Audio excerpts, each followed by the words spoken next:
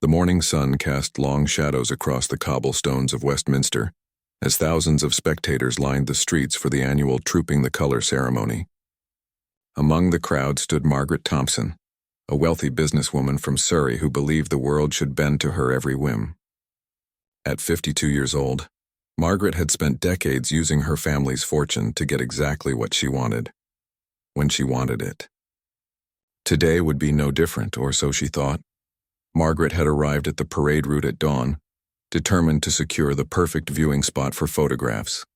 She wore an expensive cream-colored suit and carried a designer handbag that cost more than most people's monthly salary.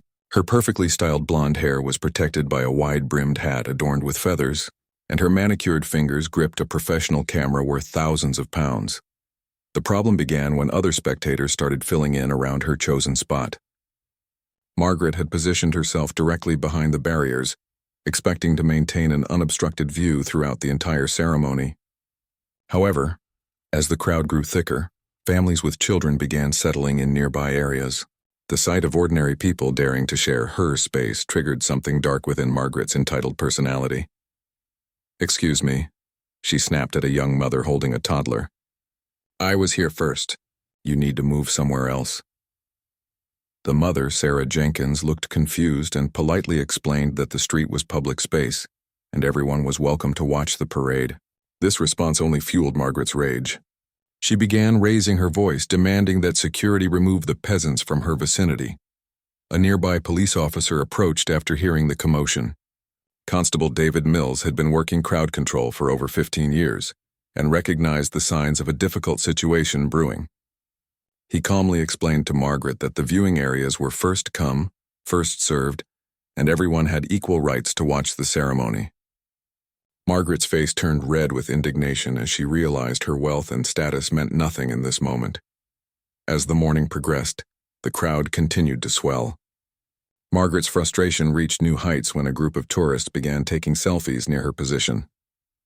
She screamed at them to stop, claiming they were ruining her experience.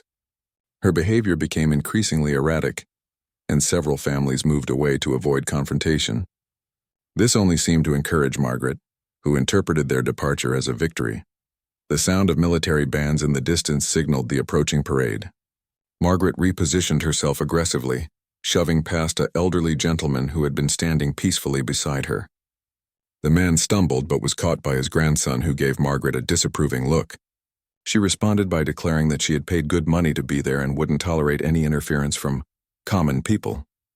A group of American tourists nearby began recording Margaret's outburst on their phones, fascinated by what they assumed was typically British eccentricity. Margaret noticed the cameras and became even more theatrical in her demands, seemingly enjoying the attention her behavior was generating. She began lecturing the crowd about proper etiquette and respect for people of her social standing. The first contingent of guards appeared at the far end of the street, their red uniforms brilliant against the morning light. The crowd pressed forward slightly, eager for better views of the spectacular ceremony. Margaret found herself squeezed between other spectators and completely lost control of her temper. She began pushing and shoving, trying to create more space around herself. "Get away from me," she shrieked at a teenage boy who had accidentally bumped into her while trying to see over the adults in front of him. The boy's father stepped forward to defend his son, but Margaret turned her fury on him as well. Her voice carried across the street, drawing stares and murmurs from hundreds of onlookers. Security personnel began converging on Margaret's location, but she seemed oblivious to their presence. Her entire focus was on asserting her perceived superiority over everyone around her. She waved her expensive camera above her head like a weapon, threatening to call her lawyers if anyone dared to touch her property or interfere with her plans. As the parade drew closer, Margaret made a fateful decision that would change her life forever. She spotted a small gap in the barriers about 20 feet away, and decided she deserved to be positioned there instead. Without warning, she began forcing her way through the crowd, shoving aside anyone who stood in her path.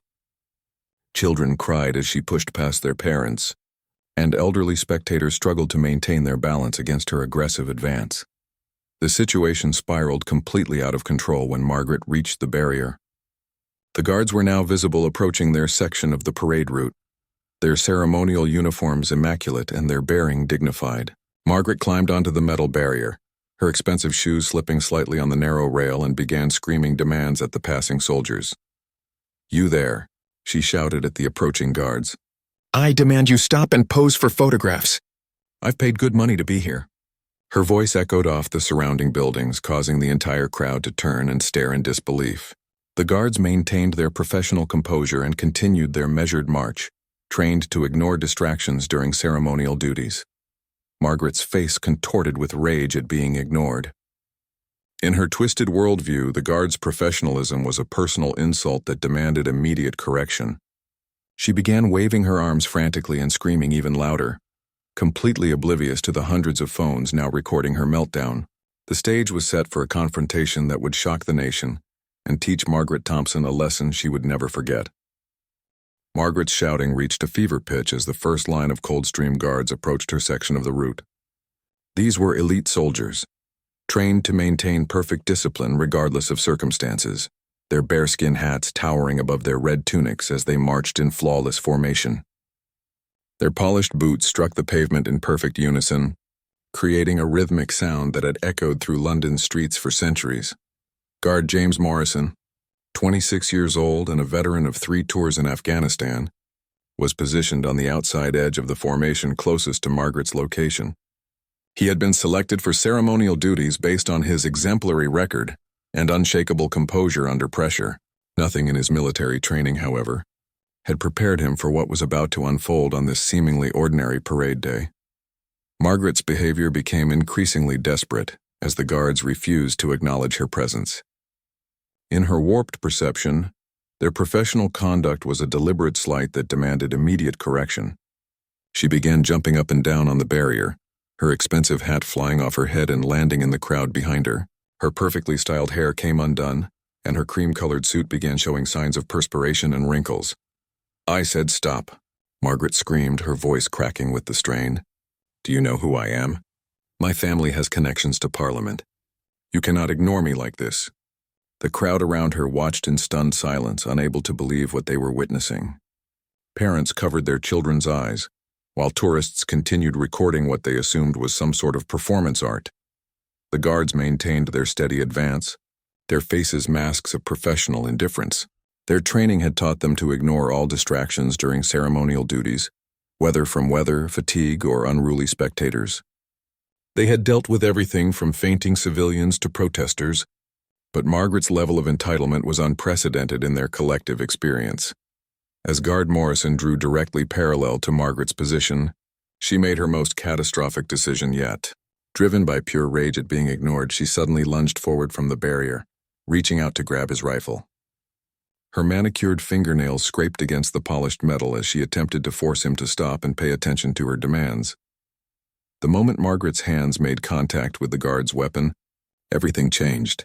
Morrison's military training kicked in automatically, his body responding to what could potentially be an assassination attempt on the royal family. In a fraction of a second, he had to make a split-second decision that would be analyzed and debated for years to come. Margaret's assault on the guard triggered a series of events that unfolded with lightning speed. Morrison immediately stepped back and issued a sharp warning, his voice cutting through Margaret's screaming like a blade. The guards on either side of him had also noticed the situation and were ready to respond if the threat escalated further. "Step back immediately," Morrison commanded, his voice carrying the authority of someone accustomed to life-or-death situations. His rifle remained secure in his grip, but his posture had shifted from ceremonial display to tactical readiness. The crowd around them fell completely silent, sensing that something serious was happening. Margaret, however, was too far gone in her entitled rage to recognize the gravity of her situation. Instead of retreating, she pressed forward again, this time attempting to grab Morrison's uniform jacket. "You will listen to me," she shrieked, spittle flying from her lips. "I demand respect. I deserve better treatment than this." Morrison's response was swift and decisive. Using minimal force, he pushed Margaret away from him, while maintaining control of his weapon. The slight contact was enough to send her stumbling backward, her expensive shoes providing no traction on the smooth pavement. She windmilled her arms frantically, trying to regain her balance, but momentum carried her straight into the metal barrier she had been standing on moments before. The collision between Margaret and the barrier created a metallic clang that echoed across the street. She bounced off the steel rails and landed hard on the pavement, her designer handbag spilling its contents across the cobblestones. Lipstick, credit cards, and her expensive smartphone scattered in all directions, while her camera landed with a sickening crack several feet away. The crowd gasped collectively as Margaret lay sprawled on the ground, her cream-colored suit now torn and stained with dirt. For a moment there was complete silence except for the continued marching of the guards, who had maintained their formation throughout the entire incident. Their training had taught them to continue their duties unless specifically ordered to stop by superior officers. Margaret slowly pushed herself up from the pavement, her face a mask of shock and disbelief. The reality of her situation was finally beginning to penetrate her entitled bubble. Blood trickled from a small cut on her forehead where she had struck the barrier, and her perfectly manicured appearance was completely destroyed. Security personnel who had been monitoring the situation from a distance immediately began moving toward Margaret's location. Police officers pushed through the crowd, their faces grim with the knowledge that an assault on a royal guard was a serious criminal offense. The incident had been witnessed by thousands of people and recorded on hundreds of phones, making denial impossible. As Margaret struggled to her feet, she looked around at the faces surrounding her. Instead of the sympathy or support she expected, she saw expressions of disgust, disappointment, and embarrassment. The other spectators were backing away from her, clearly wanting no association with her behavior. "This is outrageous." Margaret attempted to regain her composure, smoothing down her disheveled hair and trying to brush dirt from her ruined suit. "That guard assaulted me. I want him arrested immediately. I was simply trying to get his attention for a photograph." Her voice still carried traces of her earlier hysteria, but now it was tinged with the first hints of fear as the consequences of her actions began to dawn on her. Within seconds of Margaret hitting the pavement, the carefully choreographed world of the royal parade shifted into emergency response mode. Inspector Helen Crawford, a 20-year veteran of the Metropolitan Police who had overseen dozens of royal ceremonies, was already moving through the crowd with her team. Her trained eyes had been tracking Margaret's increasingly erratic behavior for the past 15 minutes, and she had positioned officers strategically around the area in anticipation of trouble. The guards continued their march with unwavering precision, their faces betraying no emotion, despite the chaos that had erupted mere feet from their formation. Guard Morrison maintained his position in the ranks, though his heart was pounding beneath his red tunic. He knew that every movement he had made would be scrutinized by investigators, but his conscience was clear. He had acted exactly as his training dictated when faced with a potential threat to both himself and the ceremony. Margaret scrambled to collect her scattered belongings, her expensive handbag gaping open like a wounded animal. Her smartphone screen was completely shattered, rendering it useless for the photographs she had been so desperate to take. The irony was lost on her in that moment, as she was more concerned with salvaging what remained of her dignity in front of the massive crowd that had witnessed her spectacular downfall. "Ma'am, please remain where you are," Inspector Crawford commanded as she approached Margaret's location. Her voice carried the quiet authority of someone accustomed to dealing with difficult situations. Two uniformed constables flanked her, their notebooks already out and ready to document what would undoubtedly become a significant incident report. Margaret looked up from her position on the ground, her face flushed with a mixture of embarrassment and renewed anger. "Finally, someone with authority," she exclaimed, pointing dramatically toward the retreating guards. "I want that soldier arrested immediately. He assaulted me without provocation. This is a complete outrage. I demand to speak to your superior officer right now." The inspector's expression remained neutral as she assessed the situation. Around them, the crowd had formed a loose circle, everyone straining to hear what would happen next. Many spectators were still recording with their phones, understanding instinctively that they were witnessing something that would likely make national news within hours. "Mrs. Thompson, I am Inspector Crawford with the Metropolitan Police," the officer began, consulting her notes. "I need you to understand that you are currently under investigation for assaulting a member of the Queen's Guard during the performance of his official duties. This is a serious criminal offense under the Public Order Act." Margaret's mouth fell open in shock. "I'm under investigation? That's impossible. I'm the victim here. That guard pushed me. I have witnesses." She gestured wildly at the crowd around them, expecting support that did not materialize. Instead, several spectators began shaking their heads and murmuring among themselves about her behavior. "Ma'am, I have multiple witnesses who observed you attempting to grab Guard Morrison's rifle and subsequently his uniform," Inspector Crawford continued calmly.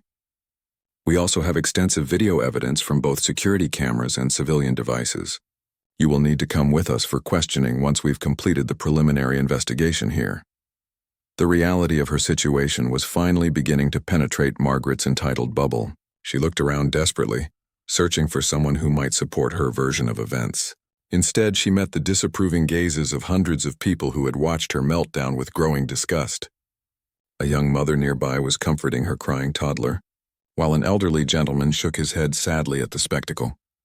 Dr. Patricia Williams, a psychiatrist who had been attending the parade with her family, approached Inspector Crawford and quietly offered her professional opinion. "Officer, I witnessed the entire incident." The woman appeared to be in a state of extreme agitation and seemed completely disconnected from the consequences of her actions. Her behavior was consistent with someone experiencing a severe narcissistic episode.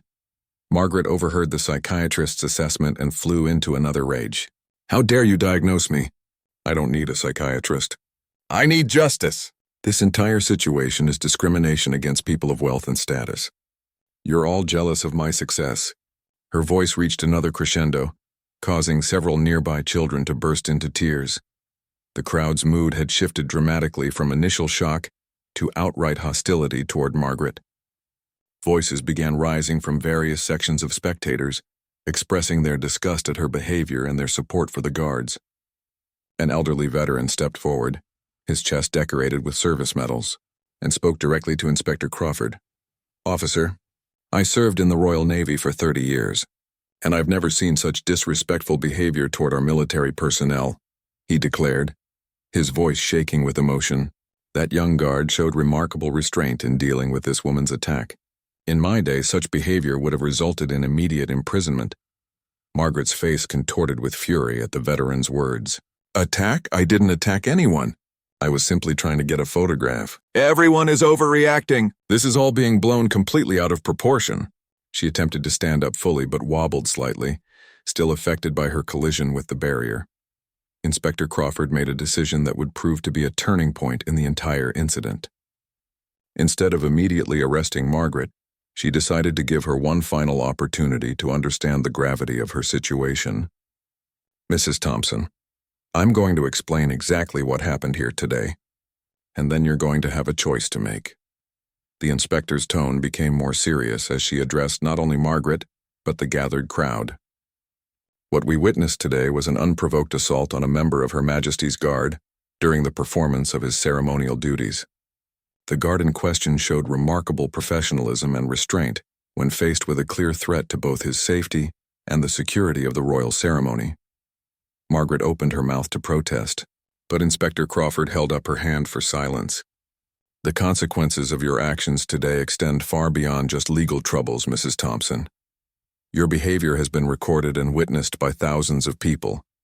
This incident will likely be reported in news media around the world, and your actions have brought shame not just on yourself, but on every British citizen watching this ceremony."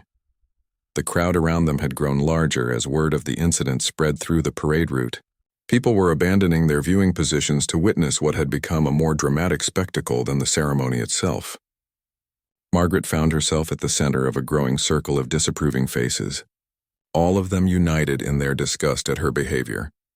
For the first time since the incident began, Margaret seemed to grasp the true scope of what she had done.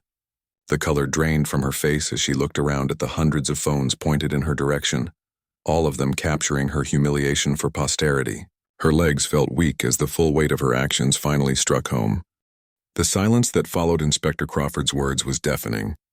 Margaret stood in the center of the hostile crowd, her expensive clothes torn and dirty, her perfectly styled appearance completely destroyed. For the first time in her privileged life, she found herself truly alone, surrounded by people who had witnessed her at her absolute worst. The weight of their collective disapproval pressed down on her like a physical force. Among the crowd, Sarah Jenkins, the young mother Margaret had initially berated, stepped forward with her toddler still in her arms. "Officer," she said quietly, "I was one of the first people this woman harassed today. She's been causing problems since early this morning, screaming at families and demanding that we move away from her. What happened with the guard was just the final explosion of hours of terrible behavior." Several other spectators nodded in agreement and began sharing their own encounters with Margaret throughout the morning. An elderly woman described being pushed aside when Margaret decided she wanted a different viewing position. A teenage boy recounted being screamed at simply for trying to see over the adults in front of him. Each testimony painted a picture of someone completely out of touch with basic human decency. Margaret listened to these accounts with growing horror, not because she felt remorse for her actions, but because she was beginning to understand how her behavior would be perceived by the outside world. Her mind raced through the potential consequences: her business reputation, her social standing, her membership in exclusive clubs, and most importantly, the legal ramifications of assaulting a royal guard. "This is all being mischaracterized," Margaret protested desperately. "I was simply trying to enjoy the parade that I have every right to attend. These people are exaggerating everything because they're jealous of my success." The guard overreacted to an innocent gesture. Her voice had lost its earlier commanding tone, and now carried a note of pleading that she had never heard from herself before. Inspector Crawford consulted with her team while Margaret continued her protests. Detective Sergeant Mark Thompson, who specialized in public order offenses, approached the inspector with his preliminary assessment. "Ma'am, we have more than enough evidence for assault charges. The video footage from at least 30 different phones clearly shows her grabbing for the guard's rifle, and then his uniform. There's no question about her culpability." The detective's words carried across the crowd, causing another wave of murmurs and gasps. Margaret felt her knees go weak as she realized that her actions were not just socially embarrassing, but potentially criminal. She had never been in trouble with the law before, and the thought of facing charges terrified her more than she was willing to admit. As news of the incident began spreading through social media, the crowd around Margaret continued to grow. People were sharing videos and photos in real time, with hashtags like Shashk Entitled Woman and Shah Royal Guard Hero beginning to trend across multiple platforms. Margaret was completely unaware that her meltdown was already being watched by millions of people around the world. A representative from the British Army arrived on scene to assess the situation from a military perspective. Major Patricia Collins had overseen ceremonial duties for over 15 years and understood the significance of maintaining the dignity and security of royal ceremonies. She approached Inspector Crawford with a grave expression. "Inspector, I need to emphasize the seriousness of this situation from a military standpoint," Major Collins stated. "Any interference with royal ceremonial duties is considered a breach of national security." The guard who was assaulted showed exemplary restraint and professionalism. His actions prevented what could have escalated into a much more serious incident. Margaret overheard the major's assessment and felt another wave of panic wash over her. The term national security carried implications she had never considered. What had started as her demanding better treatment at a parade had somehow evolved into a matter involving the military and potentially serious criminal charges. Dr. Williams, the psychiatrist who had observed the incident, approached Inspector Crawford with a different perspective. "Officer, while this woman's behavior was completely inexcusable, I think it's important to consider that she may be experiencing some form of mental health crisis. Her disconnect from reality and complete inability to understand the consequences of her actions suggests she may need psychological evaluation rather than just legal consequences." Margaret recoiled at the suggestion that she might need psychiatric help. "I am not mentally ill," she shrieked, her voice echoing off the surrounding buildings. "I am a successful businesswoman who is simply trying to enjoy a public event. Everyone here is conspiring against me because of my social status. This is class warfare." Her outburst only served to reinforce Dr. Williams' assessment. The crowd around them shook their heads in disbelief at Margaret's continued inability to accept responsibility for her actions. Several people began openly discussing her behavior, with many expressing concern about what kind of person could be so completely out of touch with reality. A group of tourists from Australia had been recording the entire incident and approached Inspector Crawford with their footage. "Officer, we've got clear video of everything that happened," one of them explained. This lady was acting crazy for hours before she attacked that soldier. She was pushing people around and screaming at kids. The soldier didn't do anything wrong. He was just defending himself. The accumulating evidence was overwhelming, and Inspector Crawford knew that Margaret's case was already decided. However, she also recognized that this incident had become something much larger than a simple assault case. The behavior displayed by Margaret had touched a nerve with the public, representing everything people despised about entitlement and privilege taken to extremes. "Mrs. Thompson," Inspector Crawford said finally, "you are under arrest for assault and breach of the peace. You have the right to remain silent, and anything you say may be used against you in court. You also have the right to legal representation." The formal caution seemed to strip away the last of Margaret's defenses, and for the first time since the incident began, she appeared truly frightened. As the handcuffs were placed on Margaret's wrists, the crowd erupted in spontaneous applause. The sound echoed through the streets of London, a clear indication of public support for both the guards' actions and the police response. Margaret looked around desperately, still hoping to find someone who might sympathize with her plight, but found only faces filled with disgust and satisfaction at seeing justice served. The walk to the police van became a gauntlet of shame as hundreds of people lined the route, many of them still recording and photographing Margaret's humiliation. Her expensive shoes slipped on the cobblestones and she stumbled several times, each misstep drawing more laughter and commentary from the crowd. The woman who had started the day believing herself superior to everyone around her was now the object of universal scorn. The police station holding cell was a stark contrast to the luxury Margaret Thompson had known all her life. The bare concrete walls, harsh fluorescent lighting, and metal bench provided a sobering reality check that her wealth and status meant nothing in this environment. She sat hunched over, still wearing her torn and stained cream-colored suit, trying to process the rapid sequence of events that had brought her to this humiliating situation. Detective Inspector Michael Rodriguez had been assigned to handle Margaret's case, and he arrived at the station to find a media circus already forming outside.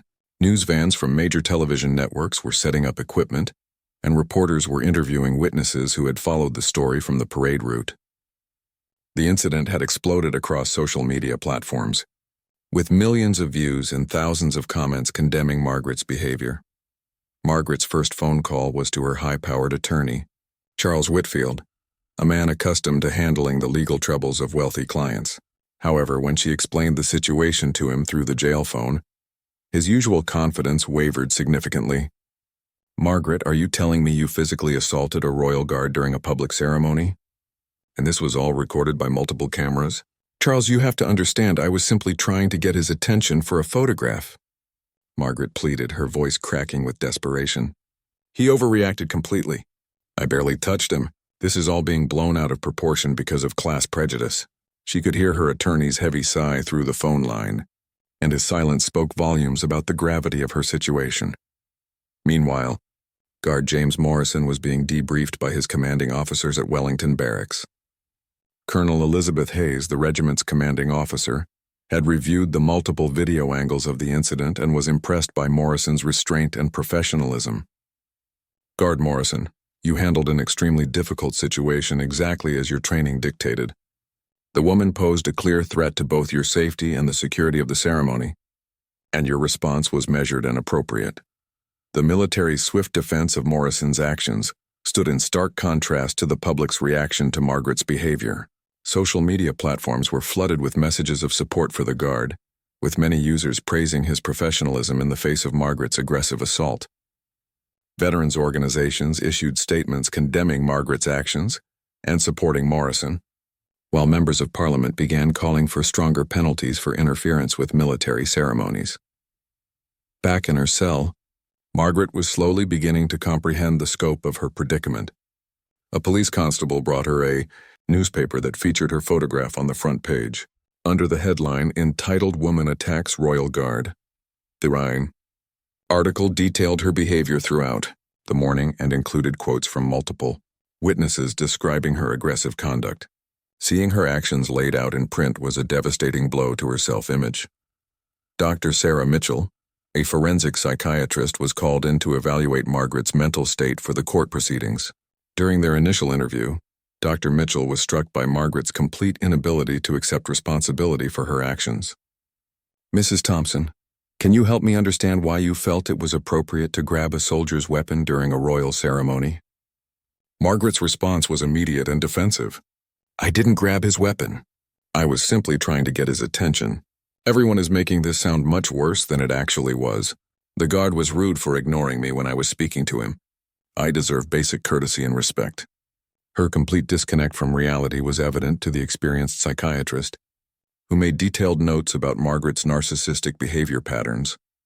The video evidence was proving to be Margaret's biggest enemy. High-definition footage from multiple angles showed clearly that she had lunged at Guard Morrison's rifle and then grabbed his uniform when her initial assault failed. The videos also captured her screaming demands and her aggressive behavior toward other spectators throughout the morning. There was no ambiguity about her actions or their severity. Charles Whitfield arrived at the police station looking unusually grim for a lawyer accustomed to defending wealthy clients.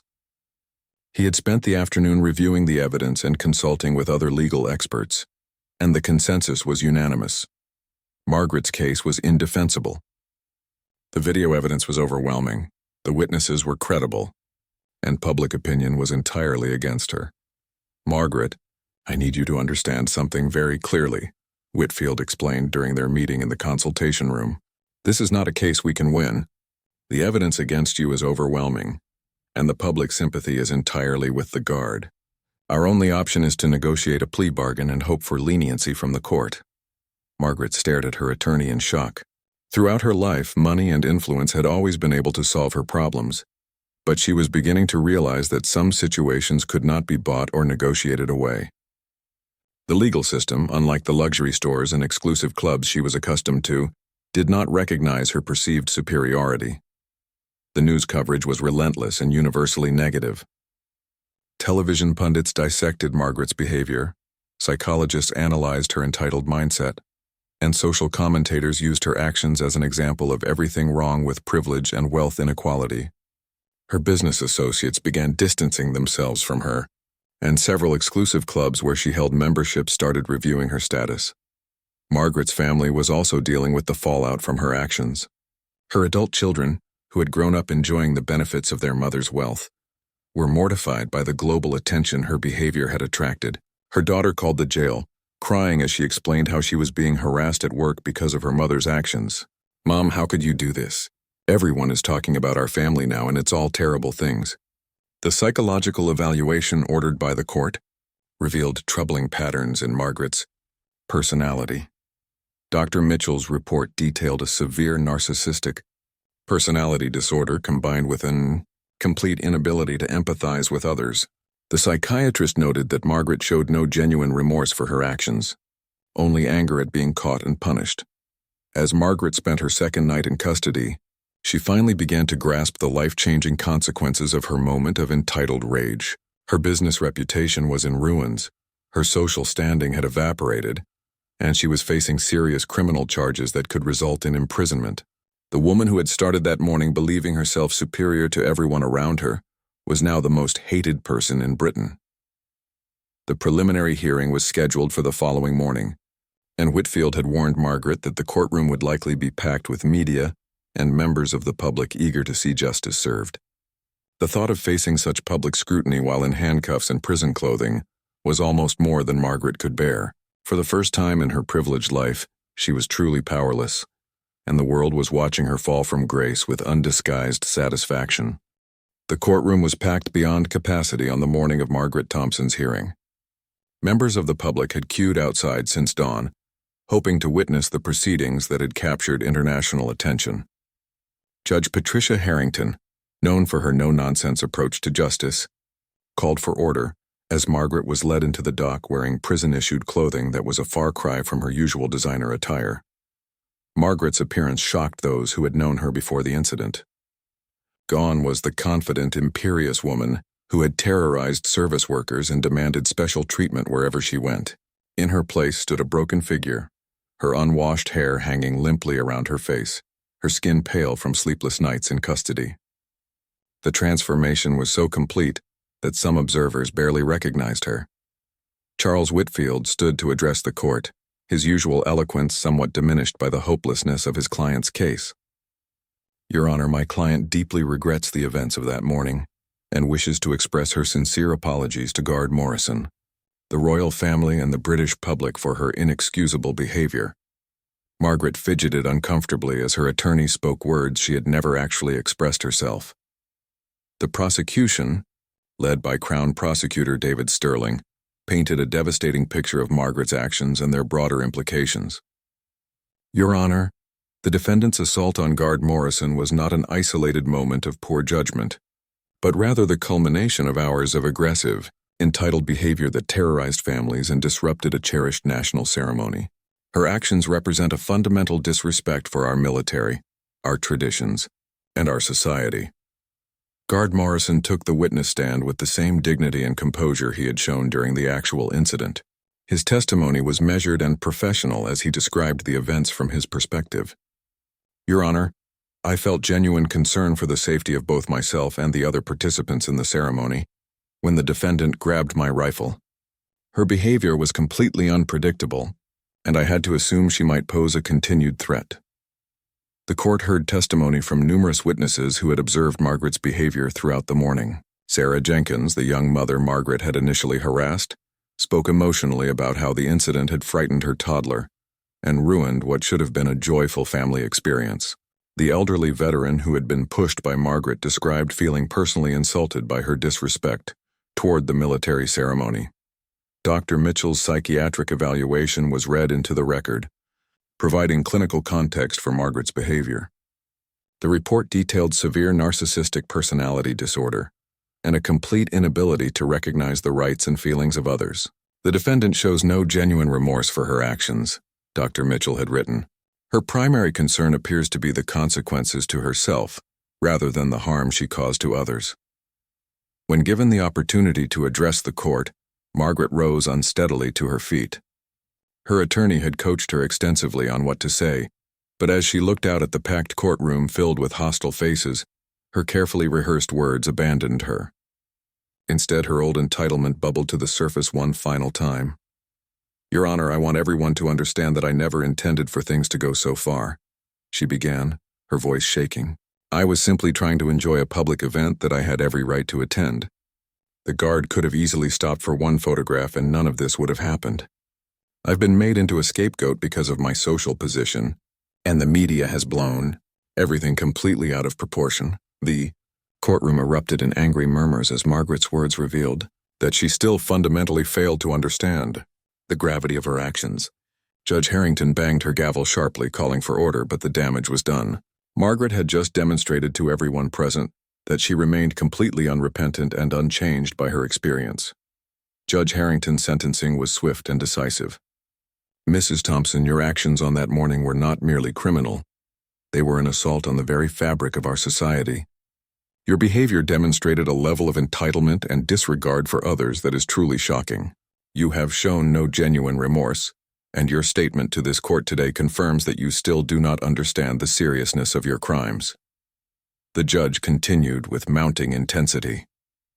You are sentenced to 6 months imprisonment, followed by 2 years of community service working with veterans organizations. You will also pay a fine of £50,000, with the money going to military charities. Furthermore, you are banned from attending any royal or state ceremonies for the rest of your life. Margaret collapsed back into her seat as the full weight of the sentence hit her. 6 months in prison would destroy what remained of her business interests, and the community service would force her to work alongside the very people she had spent her life looking down upon. The lifetime ban from royal events was particularly devastating to someone who had always used such occasions to display her perceived social superiority. As Margaret was led away in handcuffs, the courtroom erupted in applause. The crowd outside the courthouse cheered as news of the sentence spread, with many people expressing satisfaction that justice had finally been served. Social media exploded with celebration, and "Pronounced Justice Served" began trending worldwide as people shared their reactions to Margaret's downfall. Guard Morrison issued a brief statement through the military's press office, expressing his gratitude for the support he had received and his hope that the incident would remind everyone of the importance of respecting military personnel and public ceremonies. His dignified response stood in stark contrast to Margaret's continued self-pity and blame-shifting. The aftermath of Margaret's sentencing revealed the true extent of her fall from grace. Her business partnerships dissolved, her exclusive club memberships were revoked, and her social circle completely abandoned her. The woman who had once commanded respect through wealth and intimidation now found herself truly alone for the first time in her privileged life. During her imprisonment, Margaret was forced to confront the reality of her actions without the buffer of wealth and status that had always protected her from consequences. Her fellow inmates, many of whom had served in the military or had family members in service, made it clear that her attack on a royal guard was not forgotten or forgiven. She spent most of her sentence in protective custody for her own safety. The community service portion of Margaret's sentence proved to be the most transformative aspect of her punishment. Working in veterans' shelters and support centers, she was forced to interact with the very people she had always dismissed as beneath her notice. Gradually, through daily exposure to their stories of sacrifice and service, something began to shift in her worldview. 1 year after the incident, Margaret Thompson was a fundamentally different person. The entitled, aggressive woman who had attacked Guard Morrison had been replaced by someone who finally understood the value of humility and service to others. Her transformation was not complete, and she still struggled with her ingrained sense of superiority. But for the first time in her life, she was genuinely trying to make amends for her past behavior. The incident became a defining moment in British social consciousness, frequently referenced in discussions about privilege, entitlement, and the importance of treating all people with basic respect and dignity. Guard Morrison became a symbol of professionalism and restraint under pressure, while Margaret Thompson's name became synonymous with the dangers of unchecked privilege and the consequences that inevitably follow when entitlement goes too far. The crowd that had witnessed Margaret's spectacular downfall that morning had indeed been silenced, but not by her demands for special treatment. Instead, they had been united in their support for justice, dignity, and the simple principle that no one, regardless of wealth or status, is above basic human decency and respect for others. The lesson of that day echoed far beyond the streets of London, reminding everyone that true character is revealed not in moments of comfort, but in how we treat others when we think no one important is watching.